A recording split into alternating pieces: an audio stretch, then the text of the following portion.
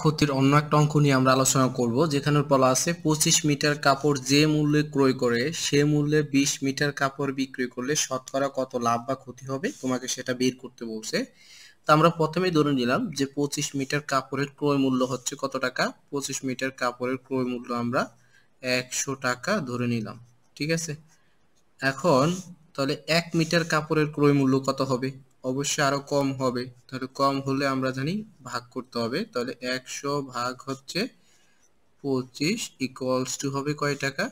4 টাকা, ঠিক আছে। তাহলে এটা হচ্ছে 25 মিটার কাপড়ের ক্রয় মূল্য। 1 মিটার কাপড়ের ক্রয় মূল্য হচ্ছে 4 টাকা।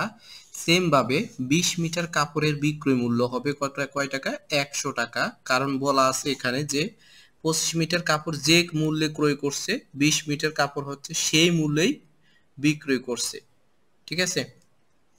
তাহলে এই 20 মিটার কাপড়ের বিক্রয় মূল্য হবে কয় টাকা? 100 টাকা। তাহলে সেক্ষেত্রে 1 মিটার কাপড়ের বিক্রয় মূল্য হবে 100 ভাগ হচ্ছে 20 ইকুয়ালস টু হচ্ছে 5 টাকা। তাহলে লক্ষ্য করো, এই যে ক্রয় মূল্য হচ্ছে 4 টাকা 1 মিটারের, আর বিক্রয় মূল্য হচ্ছে 5 টাকা। তাহলে তোমার লাভ হয়েছে এখানে। তাহলে লাভ হচ্ছে কত টাকা? অতএব লাভ লাভ হচ্ছে 5 টাকা মাইনাস হচ্ছে 4 টাকা ইকুয়ালস টু 1 টাকা হচ্ছে লাভ হয়। এখন লক্ষ্য করো, এই যে 1 টাকা তার লাভ হচ্ছে, এই 1 টাকা লাভ তার কত টাকার মধ্যে হচ্ছে?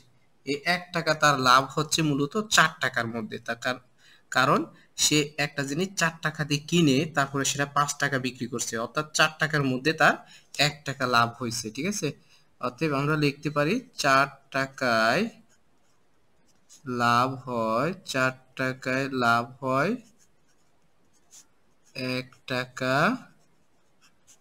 তাহলে তোমাকে যেটা বলছে যে শতকরা কত লাভ হয় সেটা বের করতে বলছে। তো শতকরা বের করার আগে আমরা প্রথমে 1 টাকায় কত লাভ হয় দেখো। 4 টাকায় যত লাভ হবে 1 টাকায় আরো কম লাভ হবে। তো কম হলে আমরা জানি ভাগ করতে হয়, 1 ভাগ হচ্ছে 4। অতএব শতকরা যেহেতু বলছে তার মানে হচ্ছে 100 টাকার মধ্যে কয় টাকা তোমার লাভ হয় সেটা বের করতে বলছে। তো 100 টাকার মধ্যে আমরা জানি লাভের পরিমাণ হবে বেশি, বেশি যেহেতু তার মানে গুণ উপরেরটার সাথে, সেক্ষেত্রে গুণ হবে ইকুয়াল বাই 25। এখন 100 কে 25 দিয়ে যদি আমরা কাটাকাটি করি বা ভাগ করি তাহলে হবে 25%, অর্থাৎ লাভের পরিমাণ হচ্ছে 25%।